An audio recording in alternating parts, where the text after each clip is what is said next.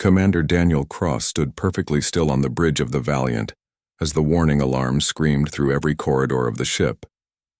His hands gripped the edge of the control panel, while his eyes stayed locked on the massive object that had just appeared on their screens.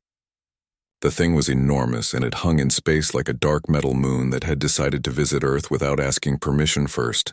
Every sensor on the ship was going crazy, trying to measure it and failing because the alien vessel was simply too big for their systems to fully comprehend in one reading. The communications officer turned toward Daniel with a face that had gone completely white. Her name was Katie Mills, and she had served with him for 6 years without ever showing real fear until this exact moment. She opened her mouth twice before any words came out, and when they did, her voice shook like leaves in a strong wind. She told him that the alien ship was broadcasting on every frequency humanity had ever used, and some they had only theorized about in classified research papers. The message was repeating, in perfect English and 23 other Earth languages with a precision that made it clear these visitors had been watching humanity for quite some time. Daniel told her to play the message, and the bridge fell silent except for the hum of the ship's engines and the quiet breathing of the 12 crew members who were about to hear something that would change everything. They thought they knew about their place in the universe. The voice that came through the speakers was cold and mechanical, but underneath the translation technology, there was something else entirely. It was the sound of absolute certainty and the complete absence of doubt. It was the voice of someone who had never been told no in their entire existence and could not imagine a universe where that might change. The being on the other end identified himself as High Chancellor Vorn of the Galactic Council, and he spoke the way a teacher might speak to a child who had just been caught doing something foolish and dangerous. He explained that Earth had been detected expanding beyond its own solar system and constructing facilities on worlds that fell under Council jurisdiction, whether humanity knew it or not. The Council had governed this region of space for more than 12,000 years, and they had established laws that every species must follow without exception or debate. Humanity had violated those laws through ignorance, but ignorance was not an excuse that the Council recognized or accepted. The terms that followed were delivered without emotion or room for negotiation. Earth would immediately cease all military operations and recall every armed vessel to home orbit within 24 hours. All weapons capable of planetary destruction would be catalogued and surrendered to Council inspection teams, who would arrive shortly after this message ended. Earth would accept a Council occupation force of no fewer than 50,000 personnel, who would oversee the transition to proper governance under established galactic law. Every human colony beyond Earth would be abandoned within 90 days, and the populations returned to their homeworld, where they would remain until the Council decided otherwise. Finally, Earth would pay an integration tax of 40% of its gross planetary production for the next century to cover the administrative costs of bringing humanity into compliance with civilized standards. High Chancellor Vorn gave Earth exactly 72 hours to signal complete acceptance of these terms. Failure to comply would result in what he called corrective measures, and he said those words with the casual tone of someone discussing a minor inconvenience, rather than the potential destruction of an entire species. The message ended with a simple statement that the Council had never failed to bring a species into compliance, and they did not expect Earth to be the first exception to that perfect record. The transmission cut off and the bridge of the Valiant fell into a silence so complete that Daniel could hear his own heartbeat pounding in his ears. Katie looked at him, with eyes that asked a question her mouth could not form, and Daniel knew exactly what she wanted to know because every person on that bridge was thinking the same thing. They wanted to know if Earth would fight or if humanity would bow down to these aliens who had appeared from nowhere with demands that sounded more like a declaration of slavery than any kind of reasonable first contact protocol. Daniel told her to send everything they had just received directly to Fleet Command and then to the President's office with a priority tag that would make sure it landed on the right desks within minutes rather than hours. Back on Earth in a bunker that had been built 200 feet below the surface of Colorado, the President of Earth sat in a room with 15 other people who represented the absolute top of human military and political power. President Laura Manning had been in office for 6 years and had won her position by promising to keep humanity safe while they expanded into the stars. But nothing in her campaign had prepared her for this particular crisis. She read the message 3 times while the room waited, and when she finally looked up, her face showed no fear at all, but rather something that looked almost like recognition. General Kevin Hayes spoke first, and his voice carried the rough edge of a man who had spent 40 years in uniform fighting in conflicts that ranged from Earth-based terrorism to pirate raids on colony shipping lanes. He said what everyone in the room was thinking, which was that the Council's demands were completely unacceptable and represented nothing less than total surrender of human sovereignty and freedom. Admiral Patricia Cole agreed, but added that they needed to consider the practical reality of their situation, because that alien ship in orbit was larger than anything humanity had ever built, and they had no way of knowing what weapons it carried or what damage it could do if they chose to refuse. The debate went on for 2 hours while people argued about military readiness and diplomatic options and whether there might be some way to negotiate better terms or buy more time. Laura listened to all of it without interrupting until finally she raised one hand, and the room fell silent immediately. She said that she had been elected to protect human freedom, and that freedom meant nothing if they gave it away the first time someone threatened to take it by force. She said that humanity had fought tyrants on Earth for thousands of years, and had died in the millions to establish the principle that people had the right to govern themselves and choose their own destiny. She said that principle did not change just because the tyrant had arrived in a spaceship instead of marching across a border with tanks and guns. The vote was unanimous and the message was drafted in less than 30 minutes. It was short and simple and left no room for misunderstanding. Earth acknowledged receipt of the Council's terms and rejected them completely. Humanity would not surrender its weapons or accept occupation or abandon its colonies or pay tribute to anyone for any reason. Earth offered friendship and trade and mutual respect to the Council and any other species in the galaxy, but it would not offer submission or obedience, because those things were not in humanity's nature to give. The message ended with a single sentence that Laura Manning wrote herself, and it said that if the Council wanted Earth's freedom, they would have to take it by force, and humanity would make them pay for every inch in ways they could not imagine. Daniel Cross received the Earth's official response, while the Valiant maintained its position near the alien dreadnought, and he read it twice before allowing himself a small smile. He ordered his crew to transmit the message directly to High Chancellor Vorn, and then he told everyone to go to combat stations because he had a feeling they were about to find out exactly how serious the Council was about enforcing their rules. The response went out across space at light speed, and somewhere on that massive alien ship, a being who had never been defied in his entire life received a message that would change the galaxy forever. Earth had spoken, and the word was no.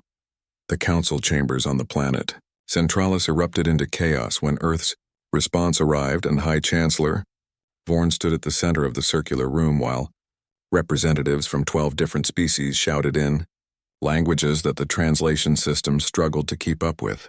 He raised all 4 of his primary arms, and the room fell into an angry silence that felt more dangerous than the shouting had been. His voice came out steady and cold when he finally spoke, and he said that in the entire recorded history of the Galactic Council, spanning more than 12,000 years, no species had ever rejected their terms of integration. Earth would learn the price of defiance, just as every other foolish civilization had learned, before they were ground into dust and forgotten by history. The vote to deploy a military response took less than 5 minutes, and it was unanimous because even the more peaceful species on the Council could not tolerate this kind of challenge to their authority. War Marshal Kethis received his orders within the hour, and he assembled a fleet of 12 warships that had been designed to crack planets open if necessary. Each ship was 3 miles long and carried enough firepower to sterilize a continent, and together they represented the kind of overwhelming force that made resistance not just futile, but completely unthinkable. The fleet departed for Earth with orders to disable all human orbital facilities and force immediate compliance through a demonstration of superior power that would break humanity's will to resist. Captain Jake Morrison had been assigned to Aurora Station for 2 years, and in that time he had never imagined he would actually have to use the weapons that surrounded his command post in a real combat situation. The station orbited Earth at a distance that gave it a perfect view of both the planet below and the vast darkness of space beyond, and right now that darkness was filled with 12 massive shapes that were moving into attack formation with the casual confidence of predators who had never met anything capable of fighting back. Jake watched them approach on his screens while his heart hammered in his chest and his hands moved across controls that he had only ever used in simulations and training exercises. The Council Fleet Commander sent one final message offering Earth a last chance to surrender before the attack began, and Jake deleted it without bothering to read past the first line because he already knew what it would say, and he already knew what his answer had to be. He opened a channel to every defense platform in the system and spoke 4 words that had been planned and rehearsed for decades by people who understood that this moment would eventually come. He said weapons-free engage targets, and then everything happened at once in a cascade of violence that lit up. The darkness like a new sun being born. Hidden weapon platforms that had been disguised as communications satellites and mining facilities and scientific research stations suddenly came online all across the solar system. Railguns that had been built in secret using technology developed specifically for this kind of fight began firing projectiles accelerated to a significant fraction of light speed. The projectiles were simple chunks of dense metal with no guidance systems or fancy technology because at the speeds they were traveling, they did not need anything except mass and velocity to punch through shields and armor like they were made of wet paper instead of advanced alloys. The Council ships detected the incoming fire and their commanders reacted with the tactical doctrine that had served them well for thousands of years against opponents who fought in predictable and honorable ways. They angled their shields and began charging their main weapons and prepared to return fire with overwhelming force, but they were already making their first fatal mistake because human tactics had been developed in the brutal School of Earth's own wars where honor meant nothing and survival meant everything. The railgun projectiles hit 3 different ships almost simultaneously, and the impacts sent shockwaves through shields that had been designed to stop energy weapons, not kinetic strikes, delivered at relativistic speeds. One Council ship lost its entire forward section when a projectile tore through the bridge and continued out the other side carrying pieces of the ship and its crew into the void. Another ship went into an uncontrolled spin when impacts destroyed its maneuvering thrusters and left it tumbling through space like a broken toy.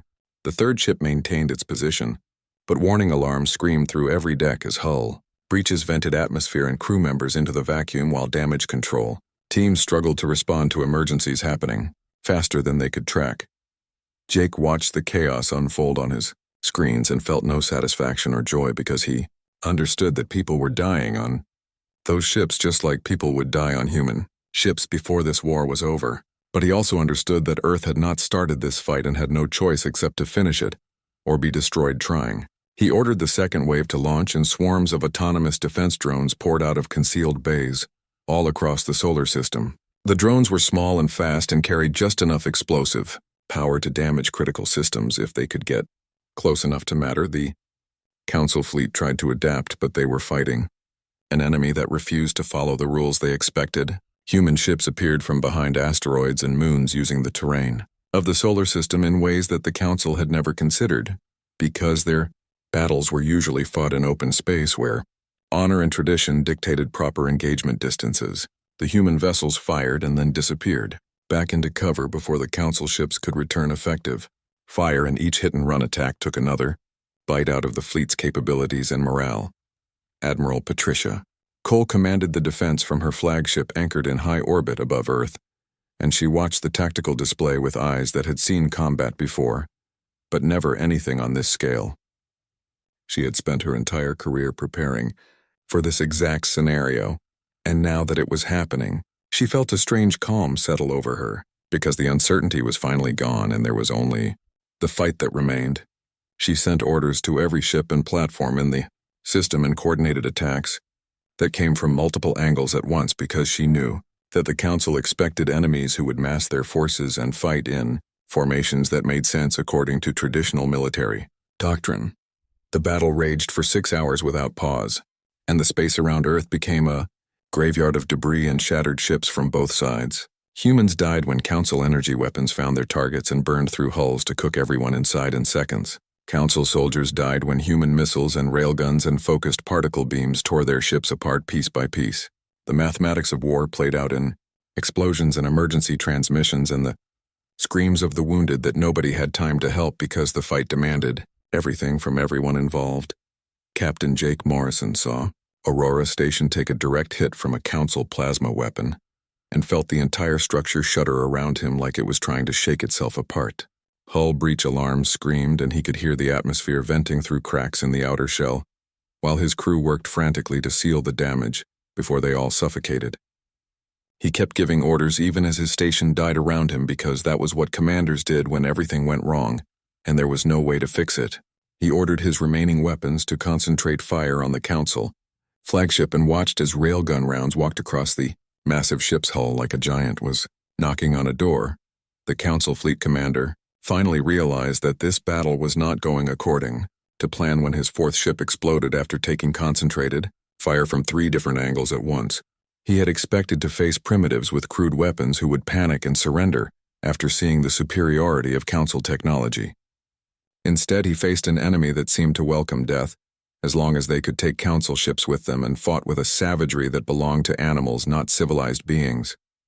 He gave the order to retreat, and his remaining 8 ships turned away from Earth and jumped to faster than light speed, while human cheers echoed across every communication channel in the system. Jake Morrison slumped in his command chair when the Council ships disappeared and felt exhaustion hit him like a physical weight that made it hard to keep his eyes open.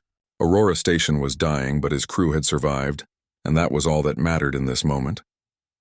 He sent a simple message to Fleet Command that said enemy retreating all stations, report status, and then he closed his eyes for just a moment while the adrenaline drained out of his system and left him hollow and shaking. On Earth, President Laura Manning watched the battle reports come in and felt relief and horror mixing together in equal measure. Humanity had won its first real engagement with an alien military force, but the cost had been steep. 3 orbital platforms destroyed and 2 human ships lost with all hands and more than 800 people dead, in a fight that had lasted less than a day. But they had also destroyed 3 Council warships and sent the rest running, which meant that Earth had proven something important to the galaxy. Humanity could fight and humanity could win, and that changed everything about what came next. The emergency session of the Galactic Council lasted for 3 full days, and the anger that filled those ancient chambers was unlike anything the galaxy had witnessed in living memory. High Chancellor Vorn stood before the assembled representatives with his body rigid and his voice trembling with barely controlled rage as he demanded that Earth be made an example that would echo through history for the next 10,000 years. The other species agreed because they understood that if one world could defy the Council and survive, then every oppressed population in their territory would begin to wonder if they too could break free from the chains that had bound them for so long. War Marshal Kethis received command of the largest military force the Council had assembled in centuries, and he approached the task with the cold efficiency of someone who had crushed rebellions on 17 different worlds during his long career. 200 warships gathered at the staging point near the Centralis system, and each one was crewed by soldiers who had been told that humanity represented a threat to galactic order that must be eliminated completely. The fleet was so large that it took 2 full days just to organize the formation, and when they finally jumped to faster than light speed, the energy signature could be detected by every observatory in a dozen nearby systems. On Earth, the preparations for total war consumed every resource, and every moment of every day as humanity faced the reality that they had provoked an enemy powerful beyond anything they had previously imagined. Engineer Lisa Grant worked 18-hour shifts in the orbital shipyards above Mars, supervising the construction of warships that were being built faster than anyone thought possible. The designs were simple and brutal, with none of the elegance that peacetime construction allowed because there was no time for anything except weapons and engines and the minimum armor needed to hold everything together long enough to get into firing range.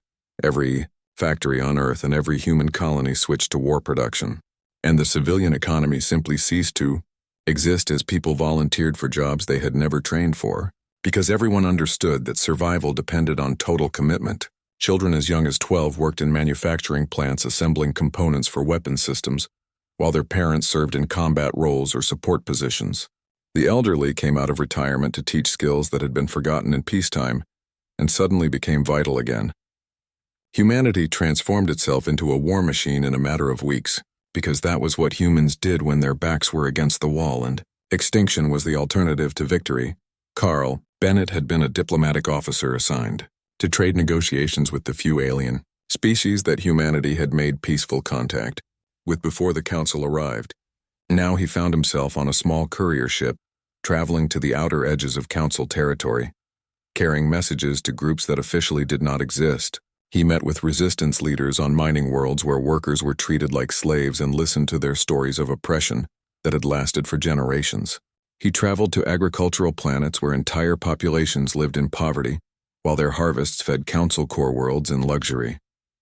He visited industrial facilities where safety regulations did not exist and workers died by the thousands every year because replacing them was cheaper than protecting them. The pattern was always the same, and Carl began to understand that the Council's power rested not on the willing cooperation of its member species, but on fear and the certainty that resistance was impossible.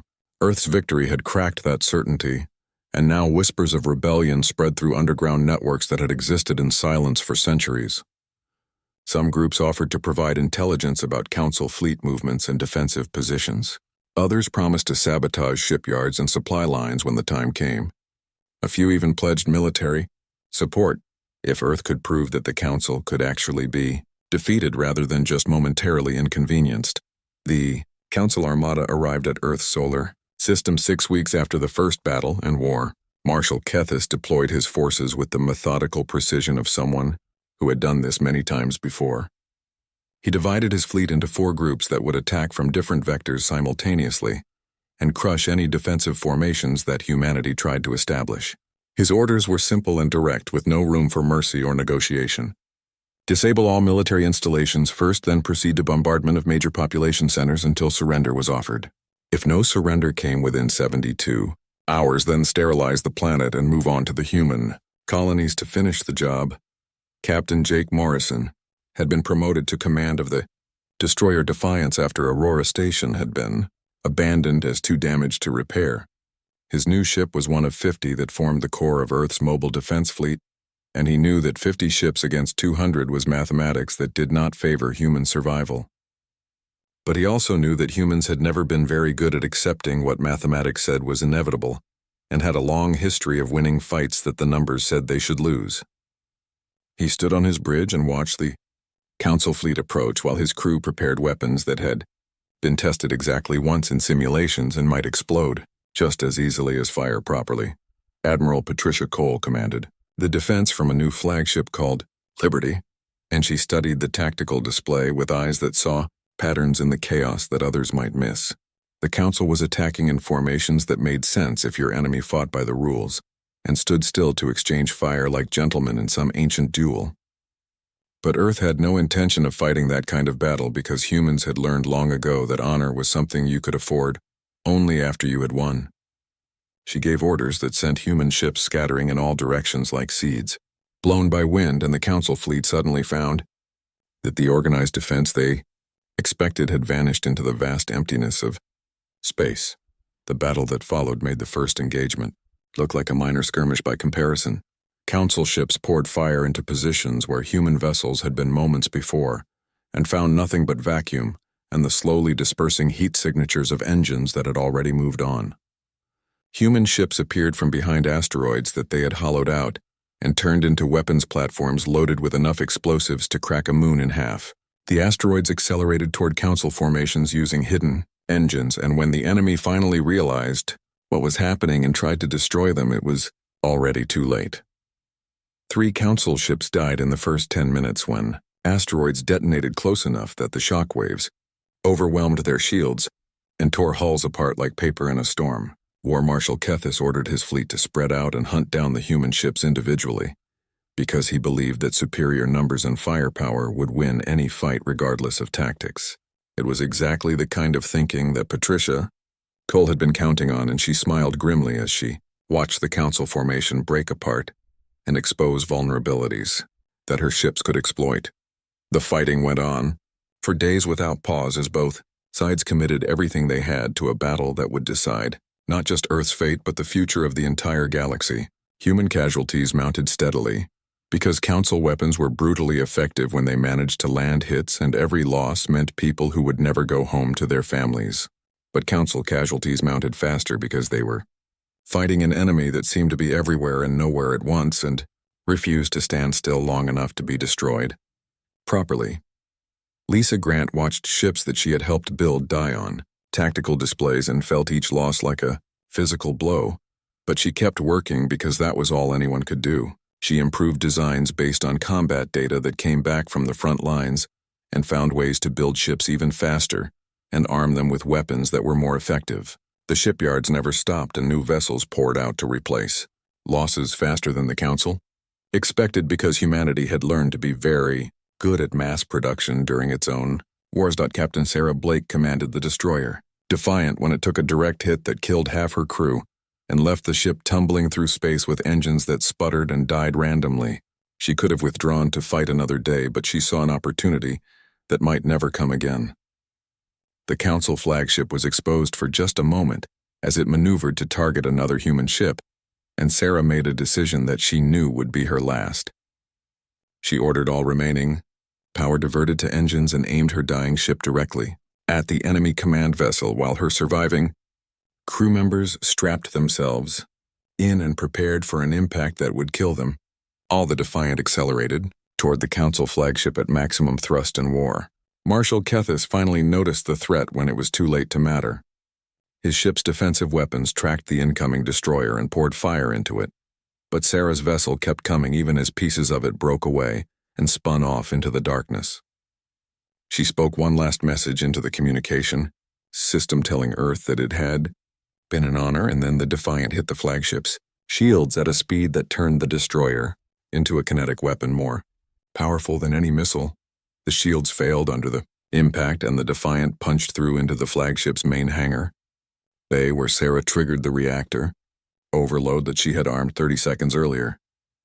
The explosion tore through the heart of the Council command ship, and War Marshal Kethis died without ever understanding how a primitive species had managed to kill him. The flagship broke apart in a series of secondary explosions that sent debris flying in all directions, and suddenly the Council fleet was leaderless and confused, and vulnerable in ways that professional military forces should never be. Patricia Cole saw the opportunity and gave orders that sent every available human ship into attack runs against Council vessels that were trying to reorganize without clear command structure. The mathematics of the battle shifted suddenly as the Council fleet began to panic and make mistakes that cost them ships and lives. Some Council commanders tried to take control and restore order, but others simply ran for the edge of the system where they could jump to safety. The fleet that had come to crush Earth fell apart over the course of 6 hours, and by the time the survivors finally retreated into faster than light speed, they had lost more than 60 ships, and the certainty that the Council was invincible. The news of Earth's second victory spread across the galaxy faster than any ship could travel, because information moved through communication networks that connected every inhabited world in Council space. On the industrial planet, Kragos Prime workers gathered in their cramped living quarters after brutal 12-hour shifts and whispered about the humans who had done the impossible twick. The whispers turned into open discussions, and the discussions turned into plans, and within a week the entire workforce walked off their jobs and refused to return until the Council granted them basic rights that had been denied for generations.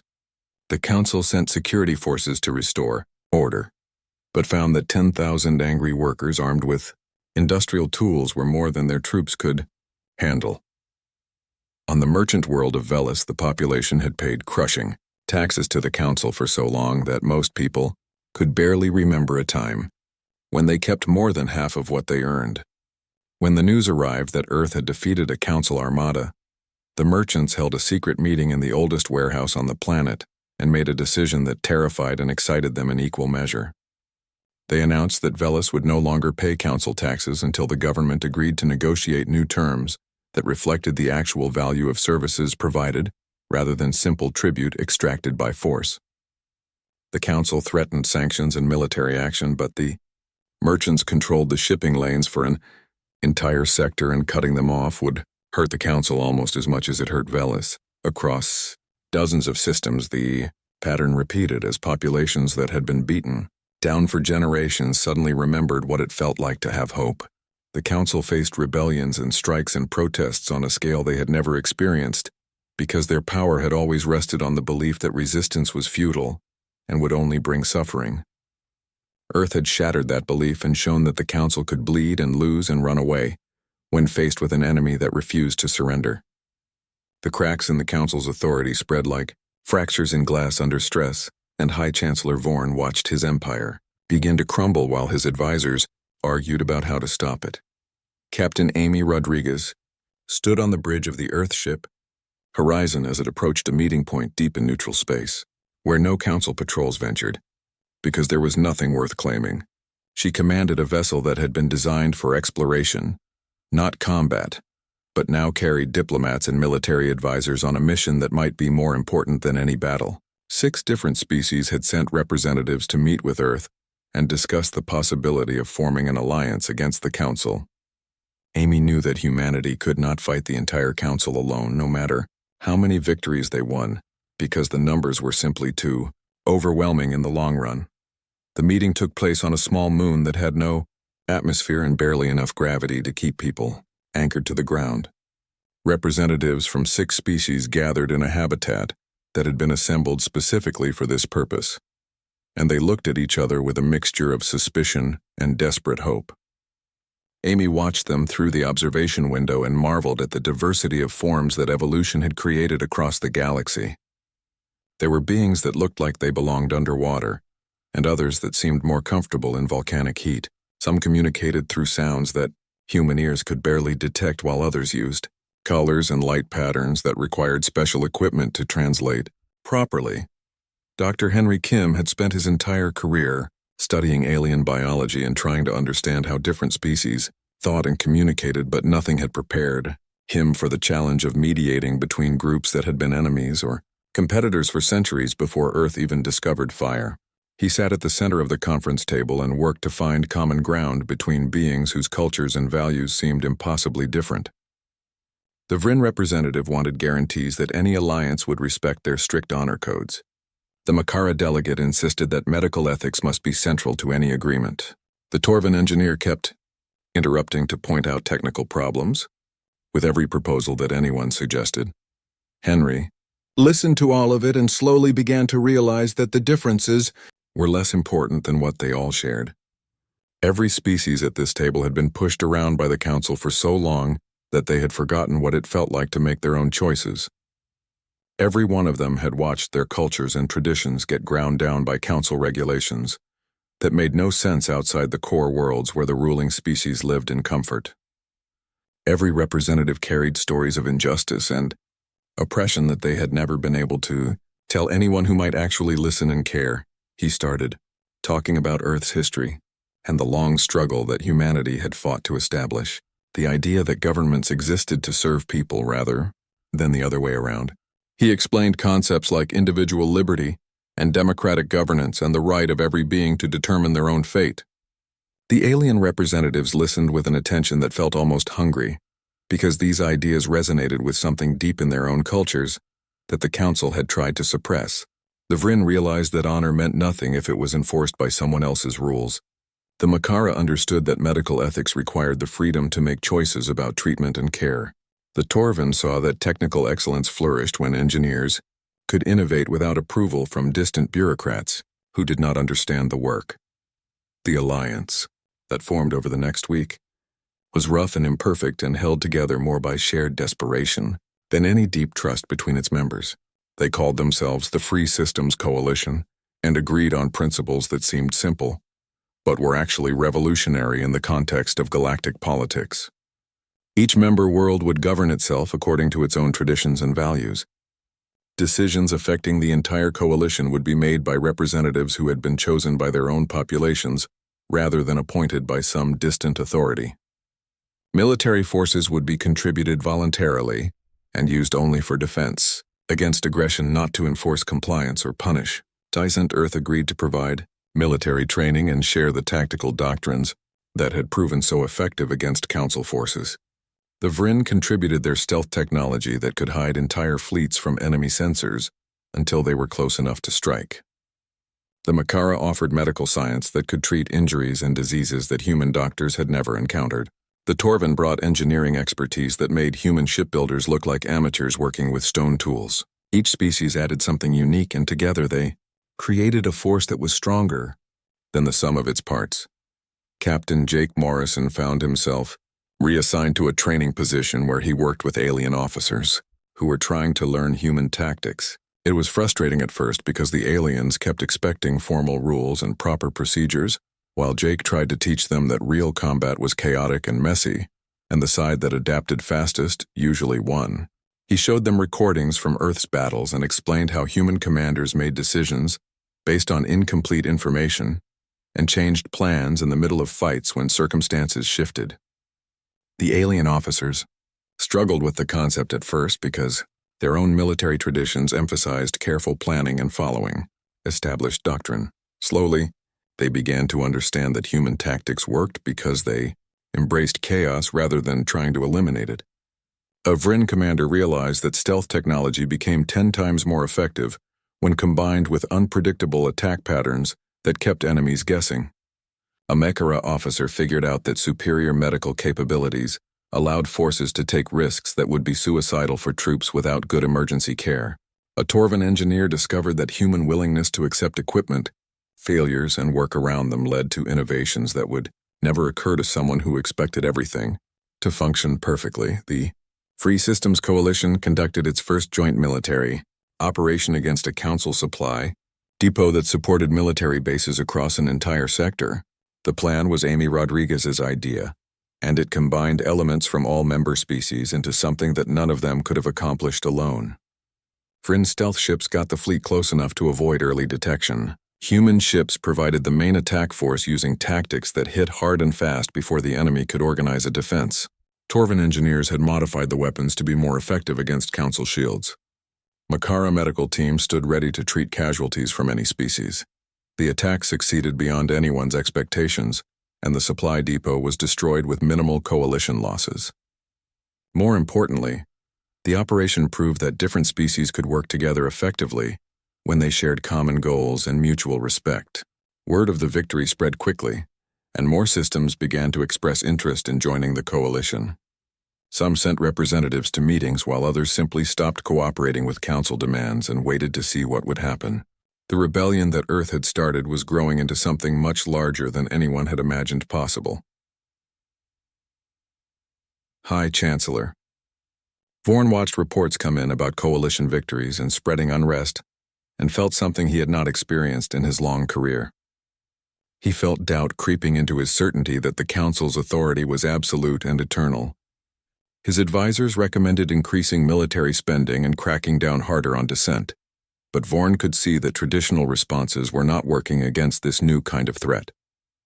The Council had always control, led through overwhelming force and the assumption that resistance was pointless, but Earth had proven that assumption wrong, and now the entire foundation of Council power was unstable. Some Council members began to talk privately about negotiating with the coalition and finding some compromise that would preserve their positions while making enough concessions to stop the rebellions. Others insisted that any compromise would be seen as weakness and encourage even more defiance. The debates grew heated as different factions within the Council realized that their empire was facing a crisis that could not be solved simply by sending more warships to blow things up.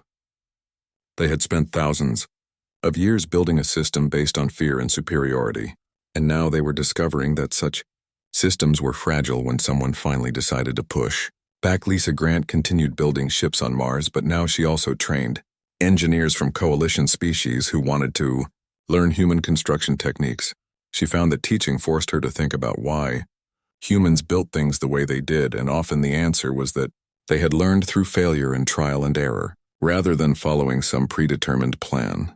The alien engineers were fascinated by human willingness to try something, even when success was uncertain, and adjust the design based on what actually happened rather than what theory said should happen. They started incorporating those principles into their own work, and the coalition fleet grew stronger with every ship that rolled.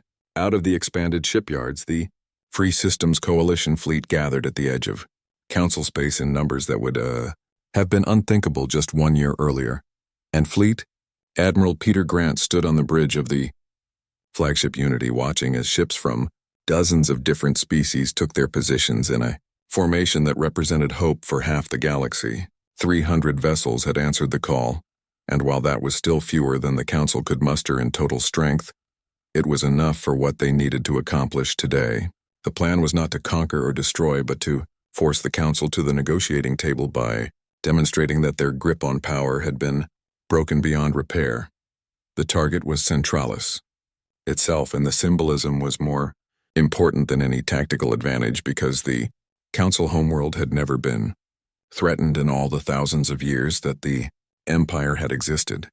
Peter knew that attacking Centralis would provoke a response that could escalate into total war if they were not careful, but he also knew that half measures would not be enough to change a system that had oppressed countless populations for so long.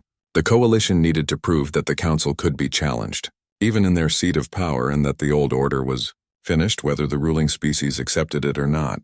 The jump to Centralis took 6 hours, and when the Coalition fleet emerged from faster-than-light speed, they found themselves facing defensive installations that surrounded the planet in layers of overlapping fire zones and shield generators. Council warships scrambled to intercept the incoming fleet, and for a moment it looked like the battle would turn into exactly the kind of bloody slugging match that Peter had hoped to avoid. Then the communications channels lit up with broadcasts from Centralis itself as populations on the planet, who had been watching the rebellion spread across the galaxy, decided that they too wanted freedom from the Council's authoritarian rule. Riots broke out in the capital city and protesters stormed government buildings demanding that the Council surrender its absolute authority and allow democratic reforms. The timing was not coincidental because Coalition agents had been working for months to organize resistance movements on every Council world, including Centralis itself. The defensive fleet suddenly found itself torn between defending against the external threat and maintaining order on the planet below. Some ships moved to support ground forces trying to suppress the riots, while others maintained their positions against the Coalition fleet. The divided response was exactly what Peter had been counting on, and he ordered his ships to advance, while the enemy was confused and disorganized. The battle that followed was fierce but shorter than anyone expected because the Council forces simply could not coordinate an effective defense, while their entire government structure was collapsing beneath them. High Chancellor Vorn watched from his command center as reports flooded in about rebellions on 17 different worlds, and military units refusing orders and civilian populations demanding change. He had spent his entire life believing that the Council's power was unshakable, and now he watched it crumble in a matter of hours, because the foundation had been rotted by centuries of oppression and injustice. Commander Daniel Cross led a squadron of human destroyers in a careful dance through the defensive installations around Centralis, and marveled at how much had changed since he stood on the Valiant and received the Council's first ultimatum. Back then, humanity had been alone and facing an enemy that seemed invincible. Now he fought alongside allies from across the galaxy, and the enemy was running out of options and time. His weapons stayed ready, but he found himself hoping that the Council would see reason and surrender before more people had to die, for a system that everyone except the rulers could see was broken beyond saving. The message came through, after 8 hours of fighting, that had cost lives on both sides but had not resolved anything except to prove that the Coalition could fight the Council to a year standstill even at the heart of their territory. High Chancellor Vorn requested negotiations and offered a ceasefire if the Coalition would pull back to a neutral position and discuss terms. Peter Grant consulted with the Coalition Leadership Council, and they agreed to the ceasefire because this was what they had come to achieve. The fighting stopped and both fleets moved to positions where they could watch each other without immediate threat, while diplomats prepared for talks that would determine the future of galactic civilization. The negotiations took place on a neutral station that had been constructed specifically for this purpose, in orbit around a moon halfway between the fleet positions. Daniel Cross attended as one of Earth's representatives, and he sat across a table from Council officials, who looked at him with a mixture of hatred and grudging respect. The talks were difficult, because the Council wanted to preserve as much of their power as possible, while the Coalition insisted on fundamental changes that would strip away the authoritarian control that had defined the Empire for thousands of years. Days turned into weeks as both sides argued over every detail and tried to find compromises that would satisfy their populations without making the agreement worthless. Dr. Henry Kim worked behind the scenes to help bridge the cultural gaps between species that had been enemies for so long, and he discovered that healing those wounds would take generations no matter what agreement they reached. Some council species genuinely believed that their rule had been beneficial and could not understand why others wanted freedom from their guidance. Some coalition species wanted revenge for centuries of oppression and had to be talked down from demands that would simply reverse the injustice rather than end it. Henry spent long nights mediating disputes and helping people see that they could build something new instead of just tearing down the old system and replacing it with something equally broken. The final agreement took 3 months to negotiate, and it represented a complete transformation of galactic politics, even though it left many people on both sides unsatisfied. The Galactic Council would dissolve as an authoritarian government and be replaced by a democratic galactic assembly, where every member world had equal representation and voting power. No species could impose its will on another through military force or economic coercion. Each world would govern itself according to its own traditions and values, as long as those traditions did not include enslaving or oppressing others. Disputes between worlds would be resolved through arbitration and negotiation, rather than military action. The agreement included provisions for transitional justice that would address past wrongs without descending into cycles of revenge that would never end. Not all council species accepted the new order peacefully, and some chose to fight on rather than give up their privileged positions. Small wars continued for years in sectors where hardline factions refused to accept that their empire was finished. The coalition had to maintain military forces to defend against these holdouts and to protect newly liberated worlds from those who wanted to restore the old system. Captain Jake Morrison found himself commanding peacekeeping operations that were frustrating and dangerous because the enemy was not a unified force but scattered groups using terrorism and guerrilla tactics to destabilize the transition. But slowly and painfully, the galaxy began to transform into something that resembled the ideals that humanity had fought for from the beginning. Democratic governments replaced authoritarian rule on world after world. Species that had been enemies learned to work together on projects that benefited everyone. Trade networks expanded as barriers came down, and populations that had been isolated could finally interact freely. The process was messy and imperfect, and there were setbacks that made people wonder if the whole thing would collapse back into tyranny. 5 years after the final battle at Centralis President, Laura Manning traveled to Unity Station for the official dedication ceremony of the facility that would serve as the permanent home of the Galactic Assembly. She was old now and tired from a decade of war and rebuilding, but she wanted to see this moment that represented everything humanity had sacrificed to achieve. The station was enormous and beautiful in a way that celebrated the diversity of the species that had built it together. Architecture from hundreds of different cultures blended into something that was greater than any single tradition. Laura stood in the observation deck and watched as delegates from more than 200 worlds gathered for the first session of the assembly, where every voice would be heard and every vote would count equally. She thought about all the people who had died to make this moment possible and wondered if they would think the cost had been worth it. She thought about Captain Sarah Blake, who had sacrificed herself and her crew to break the Council fleet. She thought about the thousands of soldiers and civilians who had died in battles across the galaxy. She thought about the children who had grown up in war and would now have a chance to know peace. Commander Daniel Cross stood beside her, and they watched the ceremony in silence for a long time before Laura finally spoke. She said that the hard part was just beginning, because building a true, democratic civilization across hundreds of worlds with thousands of different cultures and values would take more work than winning the war had required. Daniel agreed, but pointed out that at least now they had the chance to try. For thousands of years, the galaxy had been ruled by force and fear, and the idea that some species were naturally superior to others. Now they had the opportunity to build something based on mutual respect and the recognition that every being had value and deserved the right to determine their own future. Laura asked him if he thought it would work, and Daniel admitted that he did not know. Human history was full of attempts to build perfect societies that had failed, because people were complicated and flawed and prone to making mistakes. But human history was also full of examples of people refusing to give up on ideals even when the practical reality fell short. Democracy was not perfect, but it was better than tyranny, because it gave people the ability to fix problems without having to start a revolution every time something went wrong. The Galactic Assembly would make mistakes, and there would be corruption and injustice that slipped through despite everyone's best efforts. But there would also be accountability and the possibility of change that had not existed under Council rule. The ceremony concluded with representatives from every member world pledging to uphold the principles of the new order and work together to solve the enormous challenges that faced a civilization spread across thousands of light years.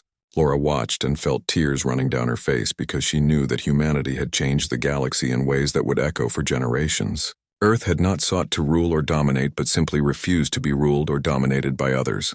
That simple act of defiance had sparked a revolution that freed billions of beings from oppression and gave them a chance to build their own futures. She thought about the Council's first ultimatum and the choice that humanity had faced between submission and resistance. She thought about the response that Earth had sent back, saying that freedom was not something to be given away, no matter what threats were made or what costs would have to be paid. She thought about how one small world on the edge of known space had stood up to an empire that ruled the galaxy and had won not through superior technology or overwhelming force, but through the stubborn refusal to accept that might made right. The galaxy would never be the same, and Laura Manning smiled despite her tears, because she knew that humanity had done something truly important. They had proven that freedom was possible even against impossible odds, and that conviction mattered more than power when it came to determining what kind of universe people wanted to live in. The Galactic Council had thought they ruled everything, but Earth had replied with a message that would never be forgotten. Some things were worth fighting for, no matter what the cost, and freedom was at the top of that list.